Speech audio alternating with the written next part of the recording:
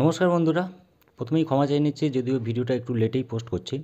তো যেটা বলা সেটা হচ্ছে আমাদের রাজ্যের বিরোধী দলনেতা শুভেন্দু অধিকারী দুদিন আগে এসএসসি দপ্তরে গিয়েছিলেন এবং তিনি এই যে আন্দোলন করছেন, যে চাকরিজীবী 19,000 শিক্ষকরা আছেন তাদের হয়ে এবং তাদের পক্ষ নিয়েই তিনি কথাটা বলতে গেছেন এবং ভেতরে তিনি এসএসসি চেয়ারম্যানকে তো পাননি, কিন্তু সচিব পর্যায়ে একটি কথাবার্তা হয়েছে এবং সেটাই আজকের আপনাদেরকে জানাবো।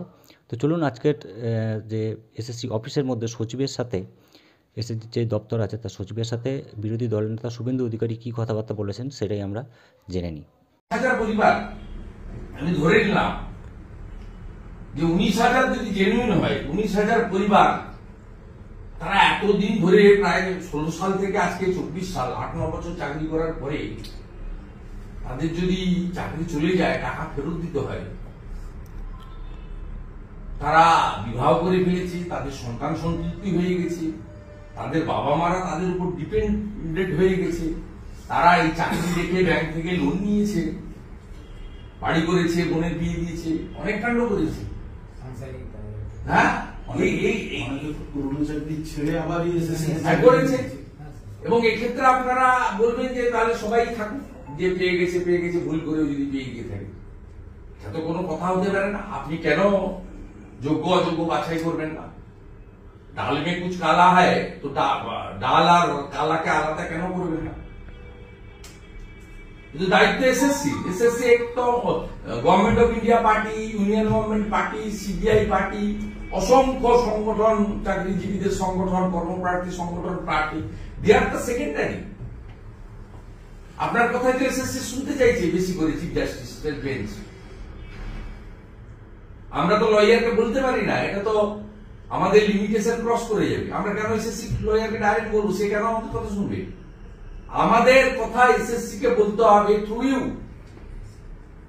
সেগ্রিগেট যদি না করেন, এর পরবর্তীকালে আপনিও আপনার দায়িত্ব এড়িয়ে যেতে পারবেন না। এই কলঙ্কের মধ্যে সচিব এসএসসিও যুক্ত থাকবে।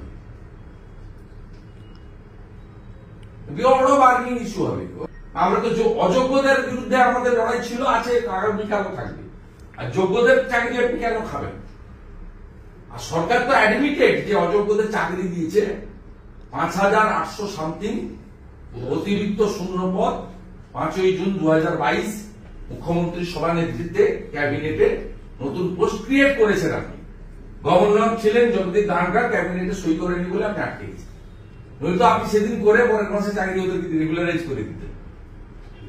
জগদীপ ধনখড় আটকে দিয়েছিল বলে, ক্যাবিনেটের রেজুলেশনে সই করেনি বলে আজকে ফেসে গেছেন মাঝখানে।